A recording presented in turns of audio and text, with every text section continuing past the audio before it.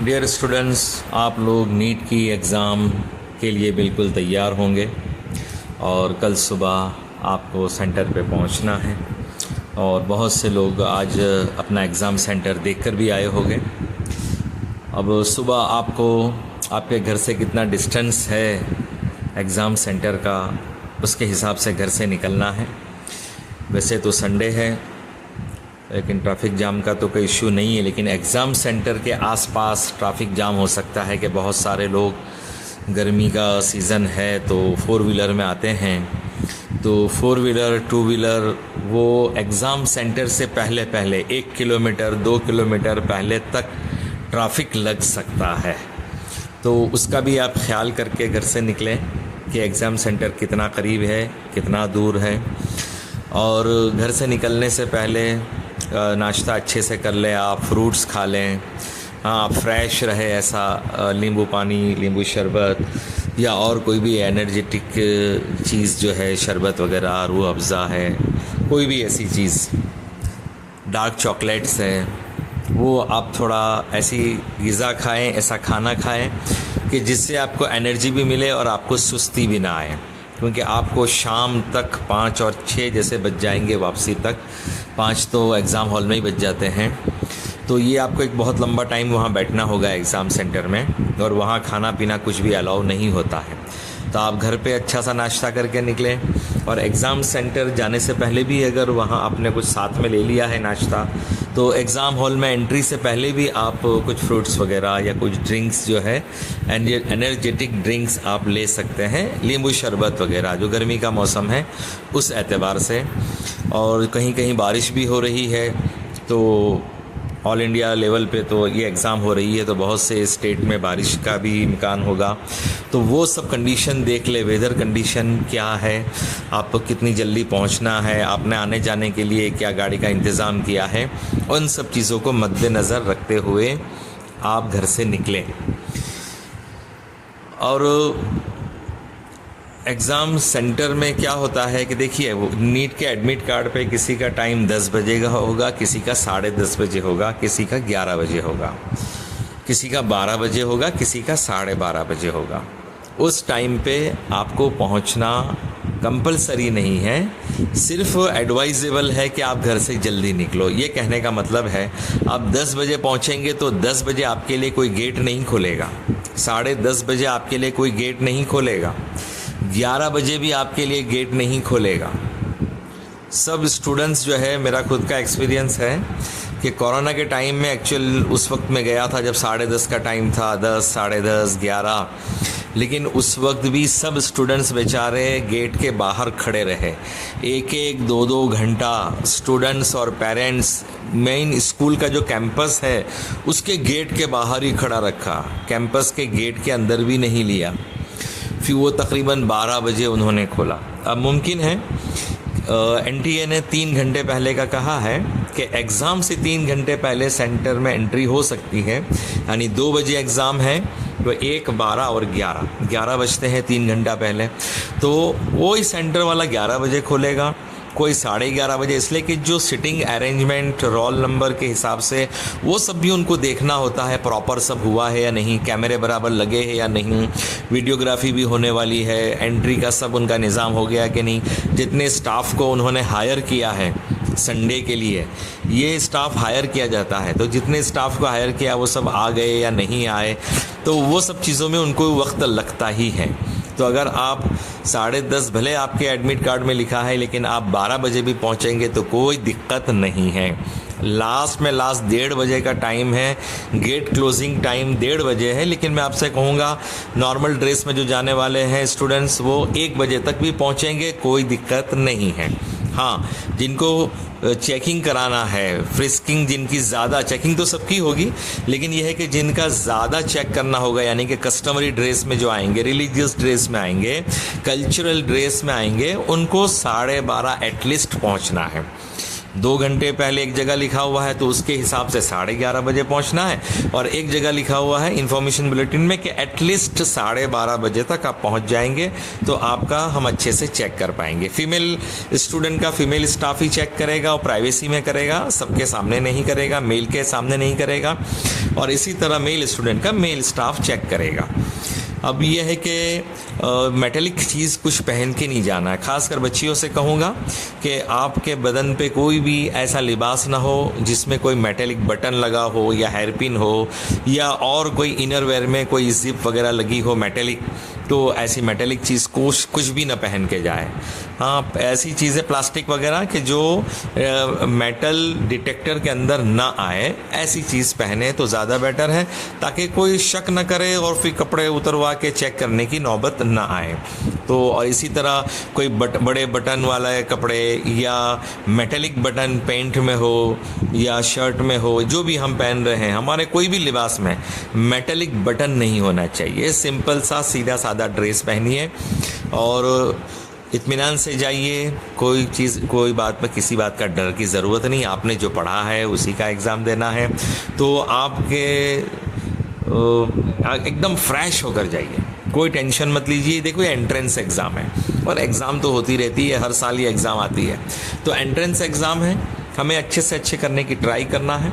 और अगर कभी बिलफर्ज अगर नहीं हुआ तो नेक्स्ट ईयर वापस ट्राई करेंगे, क्या फ़र्क पड़ता है। हाँ, और इसमें भी अलग अलग स्कोर पे अलग अलग आपको अलग अलग फील्ड में एडमिशन होता ही है कि भाई MBBS में नहीं हुआ तो BDS है, आयुर्वेद है, होम्योपैथ है, बहुत सारी और ब्रांचेज है, उसमें आपका एडमिशन हो सकता है। तो आप टेंशन फ्री होकर एग्ज़ाम दीजिए। देखो, एग्ज़ाम के टाइम ये मत सोचिए कि मुझे इतना ही स्कोर लाना है, इतना करना है, ये करना है, वो सब चीज़ों को भूल जाइए।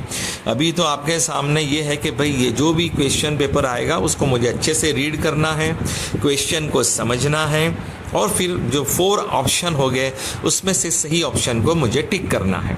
आपके जहन में फ़िलहाल एग्ज़ाम को अच्छे से क्वेश्चन समझ के, आंसर को समझ के आपको अटेम्प्ट करना है, ठीक है। तो अब एग्ज़ाम सेंटर में आप जब जाएंगे तो एडमिट कार्ड आपके पास होगा, पासपोर्ट साइज़ फ़ोटो एक चिपका होगा फर्स्ट पेज पे, आपका लेफ़्ट हैंड थंब इम्प्रेशन आप डाल चुके होंगे, और सेकंड पेज पे पोस्ट कार्ड साइज़ फ़ोटो चिपका हुआ होगा। अब आप अंदर जाएंगे, उस वक्त पासपोर्ट साइज़ एक फ़ोटो अटेंडेंस शीट के लिए आपको अलग से रखना है, 1 हो 2 हो, लेकिन एक की ज़रूरत पड़ेगी। और ट्रांसपेरेंट वाटर बॉटल आप ले जा सकते हैं। एडमिट कार्ड आपके पास रहेगा, और ओरिजिनल ID, जो फ़ोटो ID है वो कौन सा ले जाना है। आपने जब फॉर्म फिलअप किया था उस वक्त अगर अपना आधार दिया होगा तो वहाँ आपके एडमिट कार्ड पे आधार लिखा हुआ होगा, तो वो आधार कंपलसरी ले जाना है। उसके अलावा जो भी आपके पास है photo ID, PAN card, driving licence, वो सब भी ले जा सकते हैं एक्स्ट्रा सपोर्टिंग डॉक्यूमेंट में, कभी ज़रूरत पड़ जाए तो। ओरिजिनल है, लेकिन सब ओरिजिनल होना चाहिए। लेकिन जो एडमिट कार्ड में लिखा होगा आधार, तो आपको आधार लेकर ही जाना है। एडमिट कार्ड में लिखा है इलेक्शन कार्ड तो इलेक्शन कार्ड, एडमिट कार्ड में लिखा है पासपोर्ट तो ओरिजिनल पासपोर्ट लेकर जाना है, एडमिट कार्ड में ड्राइविंग लाइसेंस लिखा है तो आपको वो लेके जाना है, एडमिट कार्ड में पान कार्ड लिखा है तो पान कार्ड। और ये एडमिट कार्ड में लिखा हुआ क्यों आएगा, क्योंकि आपने वो डॉक्यूमेंट अपलोड किया होगा। हाँ, तो आपने जो डॉक्यूमेंट अपलोड किया था नीट एप्लीकेशन फॉर्म में, वो ओरिजिनल ले जाना है। और जिनके पास आधार है तो वो आधार तो ले ही जाना है, वो अपडेट हुआ हो नहीं हुआ हो, आधार तो हर हाल में ले जाना है। अच्छा, कुछ बच्चों का ऐसा होता है आधार में नाम कुछ और है और नीट के फॉर्म में नाम कुछ और है, तो आपके एडमिट कार्ड में जो नाम है उसके सिमिलर आधार तो आप लेकर जाइए, साइड में रखिए, लेकिन उसके सिमिलर आपके पास जो भी डॉक्यूमेंट हो, चाहे 12 का हॉल टिकट हो, चाहे लास्ट ईयर का ही क्यों ना हो, 12 का हॉल टिकट हो या कोई भी ऐसा डॉक्यूमेंट जो आपके नीट के एडमिट कार्ड के साथ नेम के साथ मैच होता है, वो आप रखिए। आधार कार्ड साइड में रखिए, आधार कार्ड मांगे तो वो भी दिखाइए, और जो आपका ओरिजिनल डॉक्यूमेंट जिस पे आपने फॉर्म फिलअप किया है वो रखिए, और जो एडमिट कार्ड के साथ मैच होता है वो कोई भी फ़ोटो ID आप रखिए। तो बहुत सारे फ़ोटो ID जो है वो एक्सेप्ट होते हैं, लेकिन आपके एडमिट कार्ड में जो लिखा है वो तो बहरहाल आपको लेकर ही जाना है।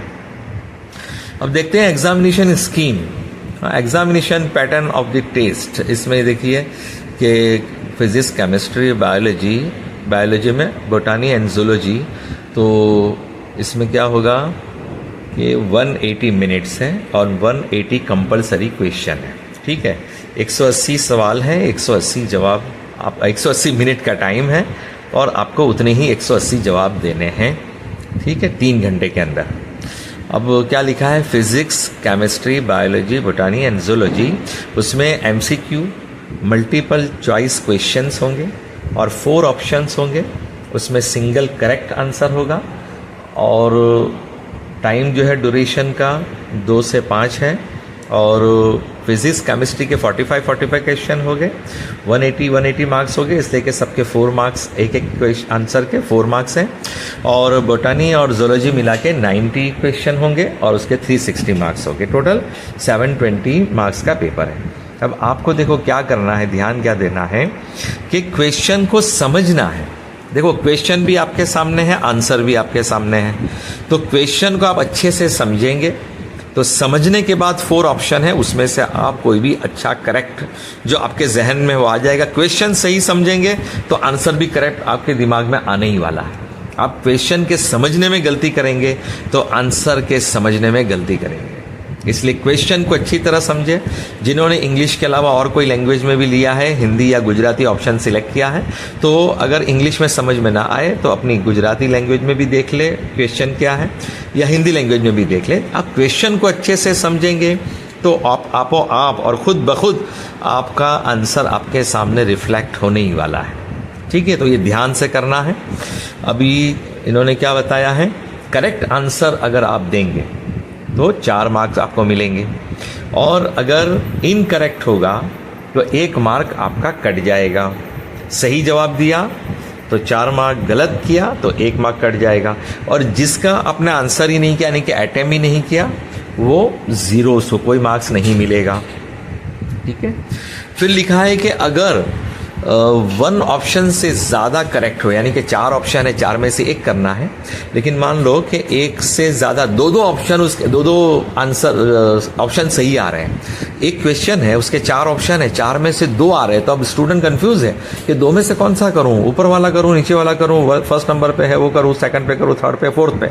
तो उसमें इन्होंने कहा है कि अगर आप अटेम्प्ट करोगे तो 4 मार्क आपको मिलेंगे। जो 2 करेक्ट है उसमें से 2 करेक्ट में से कोई 1 करेक्ट पे भी आप करोगे तो 4 मार्क्स आपको मिलने ही वाले हैं, जिन्होंने अटेम्प्ट किया होगा। जिन्होंने उस क्वेश्चन को छोड़ दिया होगा उनको नहीं मिलेगा, लेकिन एक क्वेश्चन के 2 आंसर है और दोनों को आपने अटेम्प्ट कर दिया या 1 को अटेम्प्ट किया तो आपको लामहला 4 मार्क्स मिलेंगे। और अगर सब के सब ऑप्शन करेक्ट हुए कि एक क्वेश्चन था और चारों 4 उसके ऑप्शन थे, चारों 4 करेक्ट थे, तो सबको, जिन्होंने भी अटेम्प्ट किया होगा वो सबको 4 मार्क्स मिलेंगे। If all options are found to be correct then 4 marks will be awarded to all those who have attempted the question. ये दोनों चीज कंडीशन में क्या है कि आपने अटेम्प्ट किया होगा, क्वेश्चन को अटेम्प्ट किया होगा, आंसर देने की कोशिश की होगी, आपने उसको सर्कल किया होगा, तभी आपको ये मार्क्स मिलेंगे। पहले वाले में भी यही लिखा था कि 2 ऑप्शन सही है, उसमें से 1 में आपने किया होगा तो मिलेगा, अगर आपने उस क्वेश्चन को छोड़ दिया है तो 4 मार्क नहीं मिलेंगे। इसी तरह किसी क्वेश्चन के चारों 4 सही थे और आपने किसी एक को भी आपने अटेम्प्ट किया है तो आपको 4 मार्क मिल जाएंगे। अब तीसरी कंडीशन देखिए, if none of the option is found correct, कि भाई चारों ऑप्शन जो दिए थे वो चारों गलत थे, सवाल सही था लेकिन वो सवाल के नीचे जवाब लिखे थे वो गलत था, या ये कि क्वेश्चन ही गलत था, सवाल ही सही नहीं पूछा गया था, या क्वेश्चन को ड्रॉप कर दिया गया, यानी कि तो मतलब एनटीए की तरफ से उस क्वेश्चन को हटा दिया गया कि इसको हम काउंट नहीं करेंगे, तो सभी स्टूडेंट्स को 4 मार्क मिलेंगे जिन्होंने वो क्वेश्चन को अटेम्प्ट किया हो, नहीं किया हो। यानी जहां पर एनटीए की मिस्टेक होगी कि एक क्वेश्चन गलत पूछा है या ऑप्शन गलत दिए हैं या क्वेश्चन को ड्रॉप किया जा रहा है, तो एनटीए की मिस्टेक होगी, तो किसी भी स्टूडेंट ने उसे अटेम्प्ट किया होगा या नहीं किया होगा उसको 4 मार्क्स मिल ही जाएंगे फ्री में, ठीक है। अब पेन एंड पेपर मोड में है और पेन लेकर नहीं जाना है, पहले ही बता चुका हूँ, पेन वहीं पे आपको मिल जाएगी।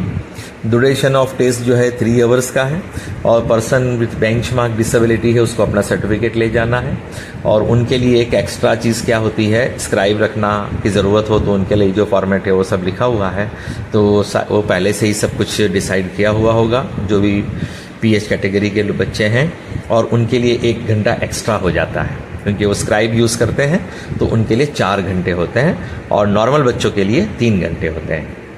ठीक है। उसके बाद है इन्फॉर्मेशन बुलेटिन में medium of the question paper. अगर आपने मराठी सिलेक्ट किया है, इंग्लिश मराठी सिलेक्ट किया है तो इंग्लिश आने ही वाला है, हिंदी सिलेक्ट किया है तो इंग्लिश आने ही वाला है, कोई भी लैंग्वेज, गुजराती सिलेक्ट किया है तो इंग्लिश आने ही वाला है, उर्दू सिलेक्ट किया है तो इंग्लिश उसके साथ आने ही वाला है। लेकिन इस सब के अंदर कुछ अगर सवाल के समझने में गड़बड़ हुई तो इंग्लिश का जो क्वेश्चन है उसी को सही समझा जाएगा। अगर ट्रांसलेटेड ज़बान में क्वेश्चन गलत होगा तो वो नहीं देखा जाएगा। इंग्लिश क्वेश्चन के हिसाब से आपको मार्क्स मिलेंगे, उसी को समझ के दिया जाएगा। ठीक है। मीडियम ऑफ क्वेश्चन पेपर, अगर किसी ने इंग्लिश सेलेक्ट किया है तो फिर उसको इंग्लिश ही मिलेगी, और कोई ज़बान में उसको बुकलेट नहीं मिलेगी। हाँ, और हिंदी वालों को तो इंग्लिश मिलने ही वाला है, और हिंदी जो है ऑल ओवर इंडिया लेवल पे जहाँ जहाँ जिस बच्चे ने सिलेक्ट किया हो सभी जगह होगी, और बाकी सबकी स्टेट लैंग्वेज जो है वो सिर्फ उसी के स्टेट में उसमें मिलेगा, दूसरे स्टेट में नहीं मिलेगा। और देखिए यहाँ लिखा हुआ है, it's English version shall be treated as final and the decision of NTA shall be final in this regard. किस रिगार्ड में? In case of any ambiguity in the translation of a question in the test. यानी कि question English का सही है लेकिन उसका translation जिस जबान में भी किया गया वो गलत है, तो उसको नहीं देखा जाएगा। स्टूडेंट ये क्लेम नहीं कर सकता है कि मेरी जबान में लैंग्वेज में क्वेश्चन गलत था। एनटीए, हाँ, अगर आपका क्वेश्चन इंग्लिश लैंग्वेज में गलत होगा तो उसको आप चैलेंज कर सकते हैं। Candidates qualifying for NEET UG would be eligible for all India quota. अच्छा, ये अब उसकी बात है कि आपको कहाँ कहाँ एडमिशन मिलेगा। अब हम देखते हैं page number,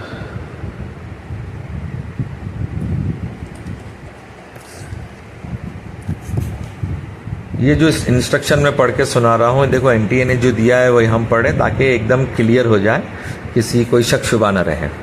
instruction to be followed in the examination hall. अब आप एग्जामिनेशन हॉल में एंट्री ले रहे हैं तो वहाँ क्या होगा, the examination centre will be open 3 hours before the commencement of the test. No candidate shall be allowed to enter the examination centre after 1:30 PM। देखो 1:30 ये डेडलाइन है, लेकिन उससे पहले आप 1 बजे तक भी पहुँच जाते हैं नॉर्मल ड्रेस में तो आपके लिए काफ़ी है, और अगर कस्टमरी ड्रेस वाले 12:30 तक भी पहुँचते हैं तो काफ़ी है, चाहे आपके एडमिट कार्ड में कुछ भी लिखा हो, वो आपको रोक नहीं सकते। Therefore, candidates must ensure that they leave home well in advance, considering all facts like traffic. देखो ट्रैफिक का भी ख्याल करना है, लोकेशन ऑफ द सेंटर कितना दूर है आपसे, वेदर कंडीशन क्या है उसका ध्यान रखना है। Candidates are expected to take their seats immediately after the opening of the examination hall. जब ये एग्जामिनेशन हॉल ओपन होगा तो आपको आपके रोल नंबर के हिसाब से जो सीट मिलेगी उसी पे बैठना है। देखो कोई खिड़की खुली है, वहाँ से अच्छी हवा आ रही है या पंखा चल रहा है, वहाँ पे स्टूडेंट एब्सेंट है, आपको वहाँ नहीं बैठना है, वरना ये अनफेयर मीन्स में आ जाएगा।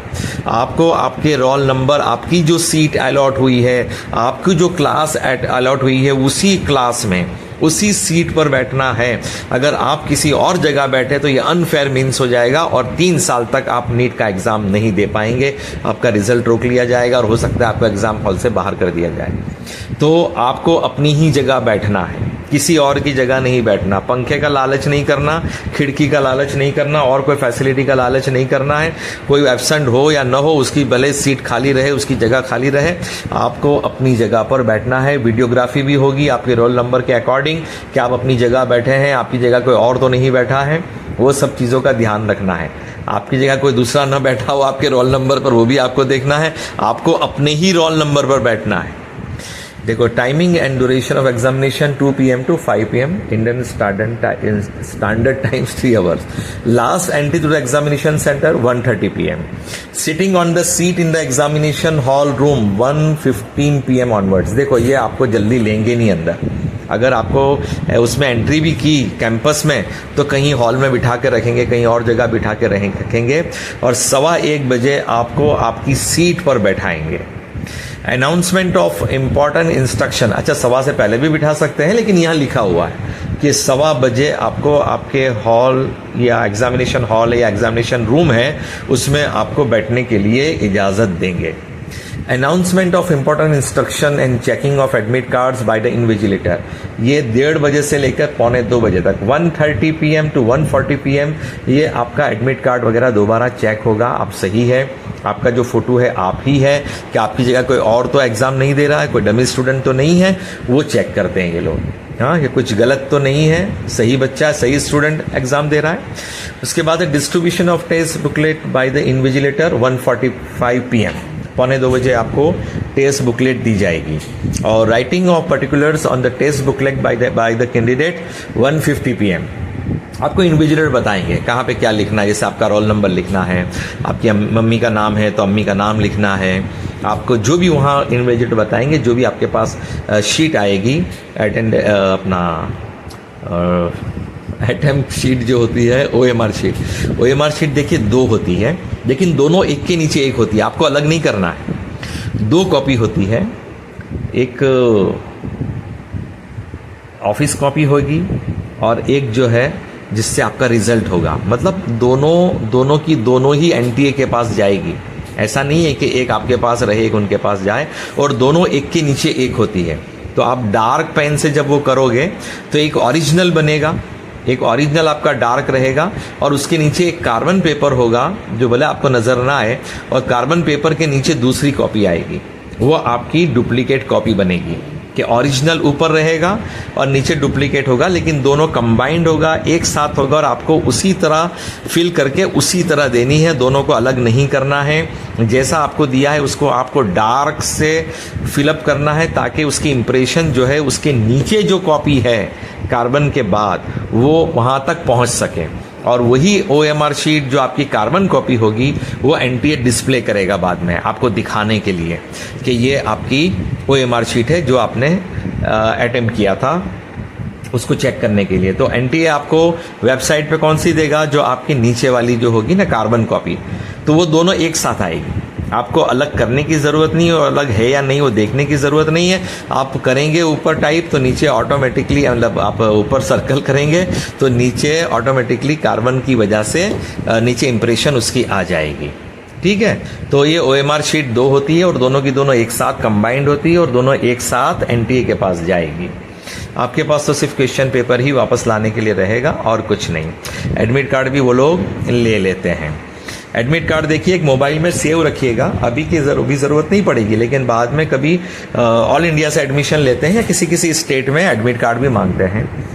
गुजरात स्टेट में एडमिट कार्ड नहीं मांगते, लेकिन और स्टेट में मांगा जाता है। तो एडमिट कार्ड को अपने मोबाइल में सेव रखना है, ताकि इन फ्यूचर कभी भी ज़रूरत पड़े तो आप उसकी प्रिंट ले सकते हैं। टेस्ट कमेंसेस 2 PM से शुरू होगा और टेस्ट कंक्लूड्स 5 PM। ठीक है, और 6 PM किसके लिए है? PWD स्टूडेंट, PWBD यानी बेंचमार्क डिसेबिलिटी कैंडिडेट्स के लिए 1 घंटा एक्स्ट्रा है। The candidate must show on demand the admit card और admission in the examination, for admission in the examination hall वो दिखाना पड़ेगा admit card। A candidate who does not possess valid admit card shall not be allowed enter examination। इसके पास admit card नहीं होगा उसको hall में entry नहीं देंगे।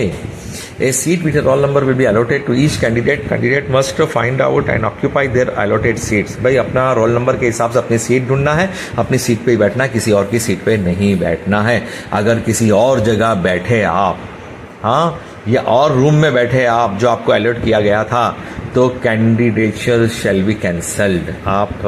आपका कैंसिल कर दिया जाएगा, आपका रिजल्ट रोक लिया जाएगा, और हो सकता है आपके खिलाफ चार्ज लग जाए, तो 3 साल तक आप नीट का एग्ज़ाम नहीं दे पाएंगे। During the examination time, the invigilator will check admit card of the candidates to ascertain the identity of each candidate. The invigilators will also put their own signature in the place provided in the answer sheet on the attendance sheet। देखो attendance sheet पे आपकी भी signature आएगी, आपका left thumb भी आएगा, वहाँ पर भी अटेंडेंस शीट पे आपका पासपोर्ट साइज फोटो भी चिपकाया जाएगा, और जो इन्विजिलेटर है उसकी सिग्नेचर अटेंडेंस शीट पे भी आएगी आपके नाम के सामने, और आपकी OMR शीट पे भी उसकी सिग्नेचर आएगी। अच्छा देखिए, ये जो सिग्नेचर है ना, ये 2 बार होगी है आपकी अटेंडेंस शीट पे। एक तो जब एग्ज़ाम शुरू होता है, जब कि आप एग्ज़ाम शुरू के वक्त हाजिर थे, और जब आप OMR शीट हैंड ओवर करोगे उस वक्त आएगी कि आपने इतने बजे OMR शीट हैंड ओवर की थी। A candidate who comes after 1:30 PM shall not be permitted to enter examination centre. देखो कुछ भी हो जाए, कोई भी कंडीशन हो जाए, 1:30 हो गया उसके बाद आपको अलाउ नहीं किया जाएगा। आपके साथ कुछ भी हुआ हो, खुदा न खास ऐसा किसी के साथ ना हो, हाँ मेरी दुआ है किसी के साथ ऐसा ना हो, लेकिन कभी किसी, ये इनका कहना है कि 1:30 के बाद कोई भी स्टूडेंट आएगा, कुछ भी उसके साथ वाकया हुआ, गाड़ी पंचर हो गई या कुछ और प्रॉब्लम हो गया, ट्रैफिक जाम हो गया, कुछ भी हो गया, नहीं पहुंच पाया, उससे एनटीए को कोई लेना देना नहीं है। 1:30 PM को गेट क्लोज हो जाएगा, फिर नहीं लेंगे, लेकिन 1:30 PM से पहले आप 1 o'clock तक आप इजीली पहुंच पाएंगे। Candidates must bring only the following documents on the day of examination at the test center. Candidates who will not bring these will not be allowed in examination. देखो ये सब चीज़ें नहीं लाएंगे तो आपको एग्जाम हॉल में नहीं जाने दिया जाएगा। एडमिट कार्ड की प्रिंटेड कॉपी लेना है। जैसे मैं कहता हूँ, रिकमेंड करता हूँ कि आप फ्रंट पेज, पहला पेज जो है आप कलर लेंगे तो ज़्यादा बेटर होगा, आपका फ़ोटो एकदम क्लियर दिखेगा, वरना तो आप ब्लैक एंड वाइट भी ले सकते हैं, लेकिन वो आपका ब्लैक एंड वाइट में अगर इंक बेटर है और आपका फ़ोटो बराबर आ रहा है, इमेज बराबर आ रही है, फ़ोटो पहचान में इजीली आ रहा है, तो फिर कोई दिक्कत नहीं है। लेकिन कलर प्रिंटर कहीं हो तो ज़्यादा बेटर है, नहीं हो तो आप ब्लैक एंड वाइट भी चला सकते हैं। आपके फ़ोटो और जो ओरिजिनल आईडी होगा वो फिर मैच होना चाहिए। तो एक तो एक प्रिंटेड एडमिट कार्ड चाहिए, पासपोर्ट साइज़ फ़ोटो उस पर चिपका के घर से ले जाना है, लेफ्ट हैंड थंब की इम्प्रेशन आपको डालना है, बाएं अंगूठे का निशान, और एक पासपोर्ट साइज़ फ़ोटो साथ में ले जाना है अटेंडेंस शीट पे चिपकाने के लिए, और पोस्ट कार्ड साइज़ फ़ोटो सिर्फ चिपका के ले जाना है, वहाँ ले जाने की अलग से ज़रूरत नहीं है। और देखिए ऑथोराइज फ़ोटो आईडी देखो बहुत सारे बताएं, मस्ट बी ओरिजिनल, ठीक है, जो भी आप आईडी ले जा रहे हैं वो ओरिजिनल होना ही चाहिए सबके सब। और वैलिड क्या क्या वैलिड होगा, PAN card, driving licence, voter ID, passport, Aadhaar card, ration card कब, जब फोटो लगा हुआ हो, और class 12 admit card with photograph, any other valid photo ID issued by the government. यहाँ जो है ना आपके पास जो आईडी मांगी जा रही है वो आपके फोटो के साथ मांगी जा रही है कि यही स्टूडेंट एग्जाम देने आ रहा है जिसने नीट का एप्लीकेशन फॉर्म भरा है, कोई दूसरा स्टूडेंट नहीं आ रहा है, बस ये उनको चेक करना है। Certificate of physical limitation of right, यानी ये जो स्क्राइब के लिए और पर्सन विद बेंचमार्क डिसेबिलिटी के लिए वो सर्टिफिकेट उनका होना चाहिए। Candidates are not allowed to bring any barred item. देखो इससे पहले हम बात कर चुके हैं कि जितनी भी चीज़ें मना की गई है उसमें से कुछ भी ले जाएंगे तो वो अनफेयर प्रैक्टिस में शुमार किया जाएगा और पेनल्टीज होगी, और 3 साल तक की जैसे कि नीट की एग्ज़ाम में नहीं बैठने दिया जाएगा, और जो भी पेनल्टीज होगी वो लगाई जाएगी। और candidates are advised in their own interest not to bring any of the barred item to the venue of the examination as arrangements for safe keeping will not be made। यानी आप कुछ भी सामान ले जाएंगे, आप मोबाइल ले गए, बैग ले गए, तो वहाँ रखने के लिए कुछ जगह नहीं है और कोई इंसान आपके सामान की हिफाजत करने वाला नहीं है, इसलिए एग्जाम सेंटर में तो आपको उन चीज़ों के साथ नहीं ले जाने दिया जाएगा। अलबत्ता कोई कैंपस में कहीं कोने में आपको जगह बता दी जाएगी यहाँ पे आपके बैग रख दो, तो वो आपकी जिम्मेदारी पर रहेगी, वो चोरी भी हो सकते हैं, नहीं भी हो सकते हैं, वो सब आपकी जिम्मेदारी पर रहेगा। No candidate will leave his her seat और the examination room hall until the test conclude as per the schedule. जब तक के आपका एग्जाम खत्म नहीं हो जाता, यानी टाइम, देखो आपकी ओएमआर शीट में आपने बहुत जल्दी कर लिया, आपके पास टाइम बचा है, तो आप एग्जाम छोड़ के नहीं जा सकते, एग्जाम हॉल छोड़ के नहीं जा सकते कि मेरा हो गया मैं जा रहा हूँ, नहीं, सबके साथ ही आपको निकलना होगा। यानी 5 o'clock के बाद ही आप एग्ज़ाम सेंटर छोड़ सकते हैं, 5 o'clock से पहले आप नहीं छोड़ सकते। जब इन्विजिलेटर आपको जाने के लिए कहेगा तभी आप जा सकते हैं, उससे पहले नहीं जा सकते हैं। और स्मोकिंग तो बिल्कुल मना है, और स्टूडेंट वैसे भी स्मोकिंग करते ही नहीं हैं। Water bottles, T, coffee, cold drink, snacks वगैरह ये सब अलाउ नहीं है, लेकिन अगर कोई ईटेबल कोई भी चीज़ अलाउ नहीं है, लेकिन कोई डायबिटिक पेशेंट वगैरह हो तो प्रायर उन्होंने ये लिया हो परमिशन, तो वो फ्रूट्स वगैरह, बनाना, एप्पल, ऑरेंज वगैरह ले जा सकते हैं। और वाटर बॉटल जो है ट्रांसपेरेंट, वो तो सभी ले जा सकते हैं, डायबिटिक पेशेंट हो या न हो, लेकिन ट्रांसपेरेंट होना चाहिए। और मैं कहता हूँ, आपको सजेस्ट करता हूँ, बिस्लेरी की बोतल ले जाइएगा, उसमें बहुत सारे मिनरल्स भी ऐड किए हुए होते हैं, तो थोड़ी एनर्जेटिक रहता है। और the test will start exactly at the time mention in admit card. Announcement होगा इसका इन्विजिलेटर की तरफ से, और इंस्ट्रक्शन भी दे दी जाएगी, इन्विजिलेटर आपको बता देगा, आप जल्दी जाएंगे तो भाई किस तरह क्या क्या होगा, आपको कैसे कैसे आगे करना है, क्या ओएमआर शीट में क्या नाम लिखना है, क्या करना, अम्मी का नाम खास उसमें लिखना रहता है, मम्मी का नाम। और जो भी आपका रोल नंबर वगैरह वो सब बताया जाएगा। अब ये कोई सिग्नल होगा, एक signal will be given at the beginning of the examination. जब आपको अटेम्प्ट करने का जो शुरुआत होगी, जब एक बेल होगा या जो भी उन्होंने अरेंज किया होगा, एक सिग्नल देंगे जिससे पता चलेगा एग्जाम का टाइम अब शुरू हो गया है, तो आप उस वक्त से आप अटेम्प्ट करना शुरू कर सकते हैं। फिर एक हाफ टाइम में जब 1.5 घंटा हो जाएगा तो 3:30 बजे एक और आपको सिग्नल दिया जाएगा कि अब आपका पास 1.5 घंटा ही बाकी बचा है। 3 घंटे में से 1.5 घंटा पास हो गया। और उसके बाद जब आखिर में जब 3 घंटे ख़त्म होने आएंगे, यानी 5 बजने से पहले दोबारा एक आपको सिग्नल दिया जाएगा। ठीक है। अब इसमें जो बायो के लिए भी आपको जो मतलब पेशाब पानी के लिए जाना आना है, उसके लिए भी कुछ इंस्ट्रक्शन दी हुई है कि शुरू में यानी एग्ज़ाम शुरू होने से पहले आप जाकर आ सकते हैं। ठीक है। लेकिन एक बार एग्ज़ाम शुरू हो जाएगी तो पहले घंटे में आप नहीं जा सकते, 1 घंटे के बाद ही आपको परमिशन दी जाएगी और आखिरी आधे घंटे में भी नहीं जा सकेंगे।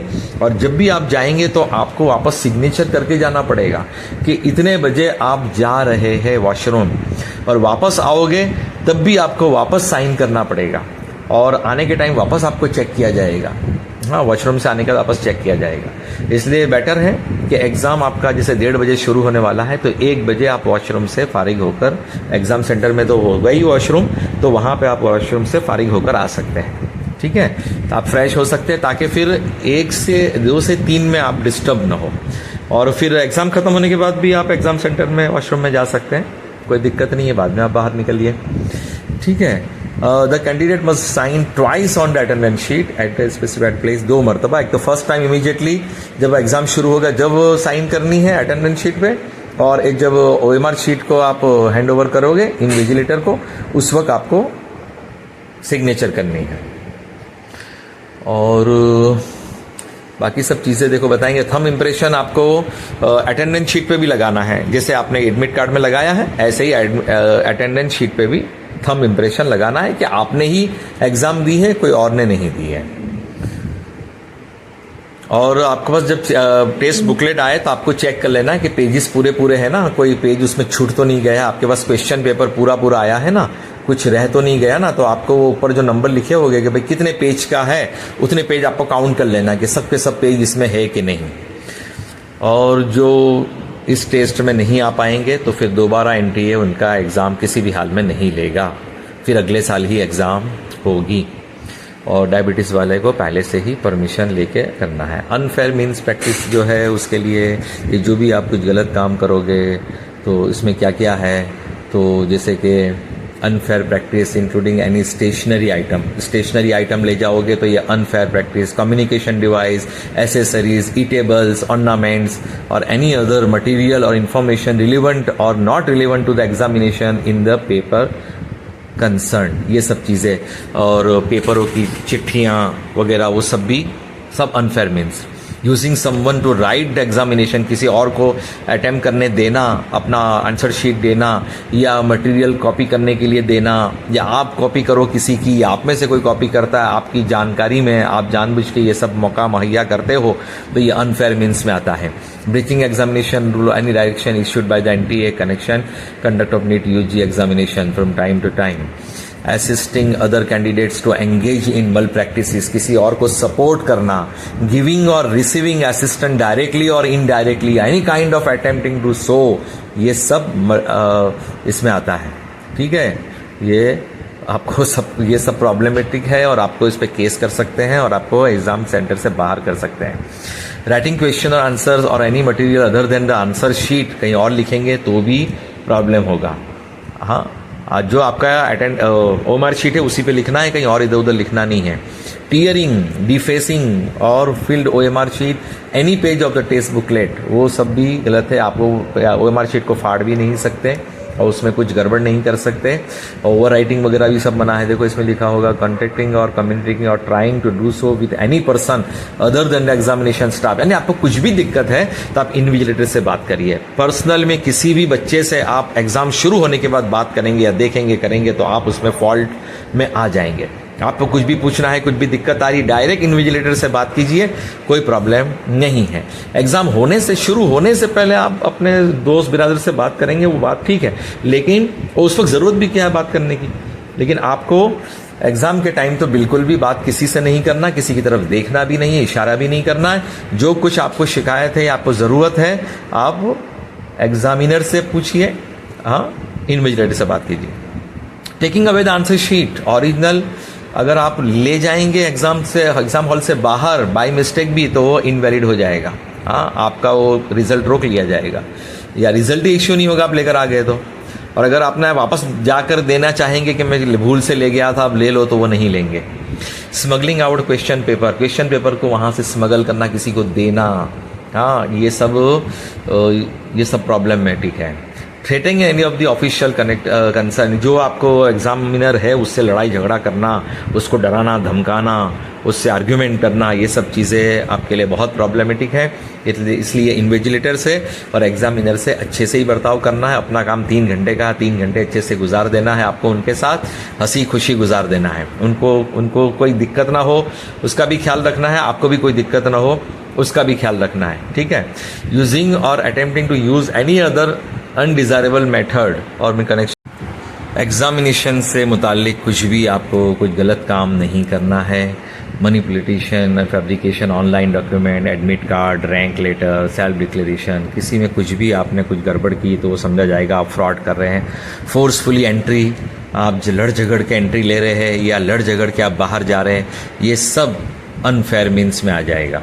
एग्ज़ाम हॉल से बाहर निकलना फोर्सफुली या एग्ज़ाम हॉल में एंट्री लेना फोर्सफुली, ये सब मना है। Use or attempted to use of any electronic devices, आपने कुछ भी इलेक्ट्रॉनिक डिवाइस ट्राई किया, मोबाइल वगैरह कुछ भी, वो सब प्रॉब्लमेटिक है। फिक्सिंग अपलोडिंग ऑफ मॉ फोटोग्राफ्स, अच्छा फोटोग्राफ भी देखो आपको क्लियर इमेज वाले ही लगाना है।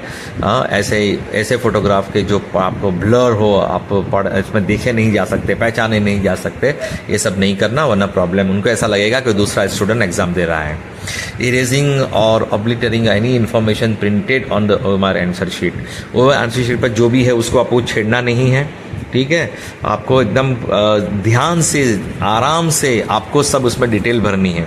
देखिए आगे लिखा जा रहा है, providing incorrect information or overwriting of the roll number, test booklet number, own name of the candidate, father's name, mother's name, on signature on the OMR answer sheet. यानी एक तो इनकरेक्ट इन्फॉर्मेशन अपने father mother या जो भी लिखा है उसमें देंगे, वो भी अनफेयर मीन्स में आ जाएगा। और ओवर राइटिंग करोगे रोल नंबर की या जो भी कुछ किसी बुकलेट नंबर वगैरह की भी, तब भी ये अनफेयर मीन्स में आ जाएगा। इसलिए ओवर राइट ना हो, इसको आपको ध्यान देना है। सब इत्मीनान सुकून से आपको अपना नाम, फादर नेम, मम्मी का नाम, जो भी आपसे मांगा जा रहा है वहाँ पे आपको ध्यान से भरना है। रोल नंबर भी ध्यान से, रोल नंबर, बुकलेट नंबर, हर डिटेल जो है एकदम आराम से इत्मीनान से भरना है। घाई नहीं करना है, जल्दी में कोई काम नहीं करना है, सुकून से करना है, तभी आपका रिजल्ट बेस्ट ऑफ बेस्ट आएगा। यानी कि उसमें बगैर किसी परेशानी के आपका स्कोर कार्ड जनरेट होगा।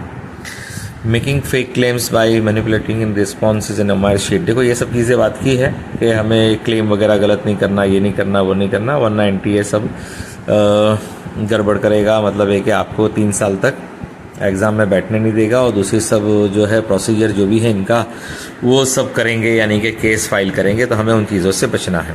देखिए ये वीडियो लंबा हो गया है, लेकिन ये आप लोगों के लिए मैंने इतना टाइम निकाला है और सब डिटेल से बात की है, आप इसको अच्छे से समझ लीजिए। और ये बात देखिए कि अब जो क्वेश्चन पेपर आप देने जा रहे हैं उसमें आपको ध्यान रखना है कि पहले बायोलॉजी का सेक्शन आप पूरा पढ़ लीजिए। बायोलॉजी में जितने आपको पहले वहले में क्वेश्चन समझ में आता है, आंसर समझ में आता है, उसको अटेम्प्ट कर लीजिए। लेकिन पहले पूरे आप 90 क्वेश्चन को पढ़ लीजिएगा या 45 दोनों जो है उसको पढ़ लीजिएगा। कभी ऐसा होता है कि एक आंसर कर दिया आपने, फिर बाद में उसी तरह सिमिलर दूसरा आया क्वेश्चन, तो आपको ऐसा लगेगा अरे वहाँ पे मैंने गलत कर दिया, उसका आंसर तो ये था और यहाँ पे तो वो था। इसलिए बेहतर है कि एक एक सेक्शन को आप पूरा पढ़ लो। पहले क्वेश्चन पेपर पूरे एक सेक्शन के पढ़ लिए, फिर आप अटेम्प्ट करो, फिर दूसरे सेक्शन के पढ़ो, फिर अटेम्प्ट करो। इस तरह बायोलॉजी को पहले आप क्लियर कीजिए। जो अव्वल पहले में क्वेश्चन समझ में आता है, आंसर समझ में आता है, उसको अटेम्प्ट कर दो। फिर उसके बाद आ जाइए केमिस्ट्री में। केमिस्ट्री में आपको जो अव्वल पहले में समझ में आता है, इसमें भी केमिस्ट्री के आपके 45 क्वेश्चन पूरे पढ़ लो पहले। फिर उसके बाद आपको जो समझ में आ रहे हैं ईजिली, उसको आप अटेम्प्ट कर दो। फिर आ जाओ फिजिक्स में, फिजिक्स के पूरे पढ़ लो 45। उसके बाद आपको जो इसमें ईजिली आ रहे हैं फर्स्ट अव्वल पहले में, तो उसको आप अटेम्प्ट कर दो। तो पहले तो जो आपको जितना फ़ौरन आ जाता है, फ़ौरन क्वेश्चन समझ में आ गया, आंसर समझ में आ गया, उसको अटेम्प्ट कर लो।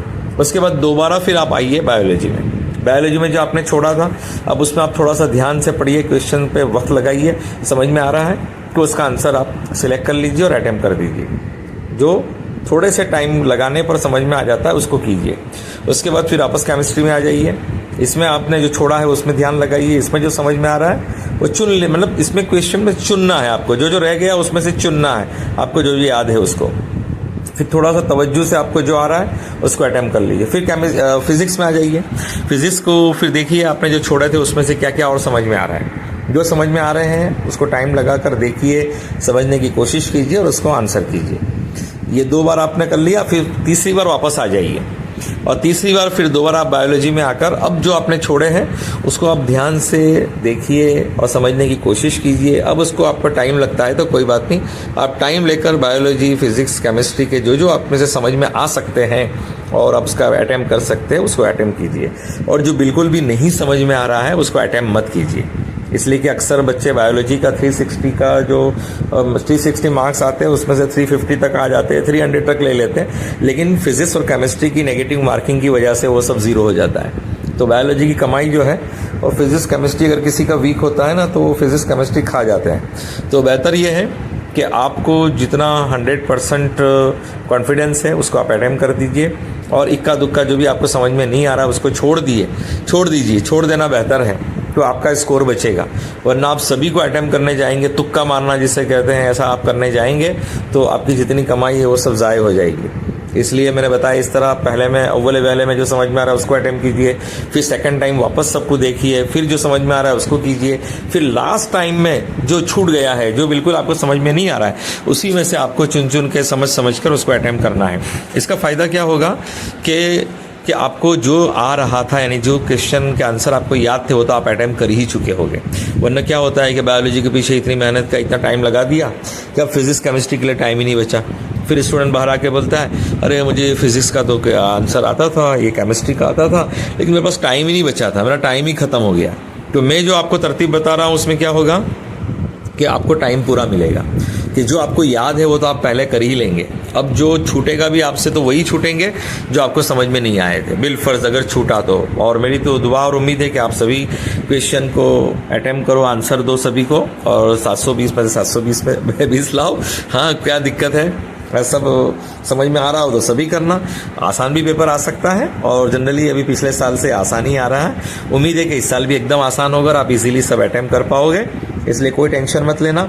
और OMR शीट जब आप हैंड ओवर करते हैं ना, जब खास ध्यान रखना कोई OMR शीट फट ना जाए, कि जब आपसे इन्विजिलेटर मांगे तो आप उसको दे देना। आप टाइम लेना चाहे 1 मिनट 2 मिनट बाकी हो तो आप वो बोल सकते हैं, लेकिन खींचमतानी नहीं होनी चाहिए। ऐसा नहीं होना चाहिए इन्विजिलेटर के हाथ में आधी OMR शीट है और आधी आपके पास है। OMR शीट फटना नहीं चाहिए। इनविजिलेटर और स्टूडेंट के बीच में खींचमतानी नहीं होनी चाहिए। अगर वो मांग रहा है तो फिर आपको दे ही दो, वरना तो पूरी मार्कशीट ही, आप पूरी OMR शीट ही आपकी खत्म हो जाएगी, खराब हो जाएगी, फट जाएगी, तो रिजल्ट ही नहीं आएगा, आपका 1 साल बिगड़ जाएगा, अगले साल फिर एग्जाम देना होगी। देखो अनफॉर्म मीन्स का फिर लिखा हुआ है कि 3 साल की तक NTA में, मतलब NTA आपको बैठने नहीं देगा वगैरह, ठीक है। अब इस चैनल को देखो आप सब्सक्राइब करके रखिए, वीडियो को लाइक कीजिए, मैंने बहुत टाइम लिया है आपके लिए, और आप इसको सुन लेंगे तो आपको कॉन्फिडेंस आ जाएगा और आप इजीली एग्ज़ाम दे पाएंगे। बेस्ट ऑफ लक, और दूसरे बच्चों तक भी शेयर कर दीजिए। और ये आपको MCC की काउंसलिंग वगैरह जो भी होगी, स्टेट काउंसलिंग, उसकी इन्फॉर्मेशन भी आपको इसमें मिलती रहेगी, तो आपके लिए फ़ायदेमंद है। आप दूसरे स्टूडेंट तक इसको ज़रूर पहुँचाइए और लाइक ज़रूर कीजिएगा और कमेंट्स भी कीजिएगा। अगर आपको कुछ पूछना है तो अभी इस बार तो आपको वक्त बहुत कम मिलेगा, लेकिन आइंदा अगर आप कमेंट्स करेंगे तो जो जो आपकी क्वेरी होगी उस पर मैं वीडियो बना के आपको ज़रूर से इन्फॉर्मेशन दूंगा। Thank you so much, thank you for listening.